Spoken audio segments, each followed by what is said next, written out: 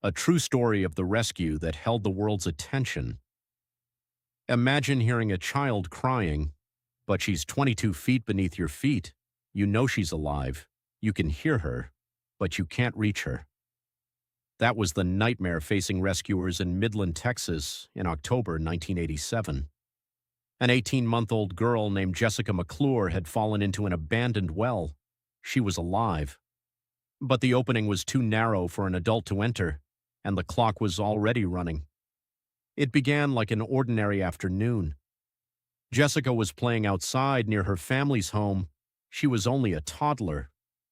Then she wandered toward an old abandoned well. Before anyone could stop her, she disappeared. Jessica had fallen approximately 22 feet down the narrow shaft. Her family rushed to the opening. They called for help. And then they heard something that changed everything. Jessica was crying.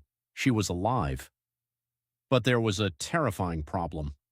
Nobody could simply climb down to get her. The shaft was only around 8 inches wide, too small for a rescuer, so the rescuers couldn't go straight down. They had to go around her. Their plan was incredibly dangerous.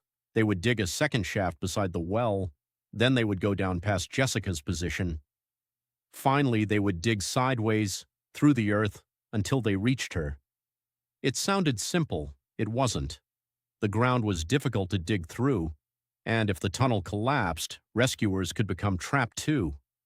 Every shovel of dirt mattered. Every minute mattered. And somewhere beneath them, a little girl was waiting. Then the rescuers discovered something that gave everyone hope. They could hear Jessica. A microphone was lowered into the well so rescuers could monitor her. And from beneath the ground came the sounds of an 18-month-old child. Sometimes she cried, sometimes she hummed, sometimes she sang. Imagine being a rescuer standing beside that well. You can't see the child, you can't reach the child, but you can hear her, and every sound is telling you she's still alive. So they kept digging. The rescue operation grew larger. Firefighters arrived, police arrived, engineers and drilling experts joined the effort, and then television cameras arrived.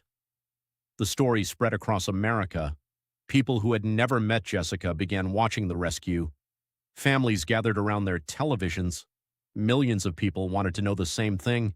Would they get her out alive? But while the world watched, the rescuers were fighting against something nobody could control. Time. Jessica had already spent hours underground. Then night came, and she was still there. Eventually, the rescuers reached the depth they needed. Now came the most difficult part. They had to create a horizontal passage from the new shaft to Jessica. But the tunnel had to be dug carefully. Too much force could destabilize the ground. Too little progress meant wasting precious time. The workers were exhausted. The operation had already lasted for more than a day, then another, but they refused to stop. And finally, they broke through. They had reached the original well. Jessica was close, very close. By this point, Jessica had been trapped underground for approximately 58 hours, almost 2.5 days. Then rescuers finally reached her.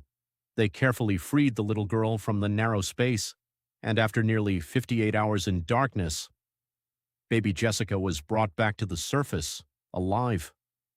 The crowd erupted with relief.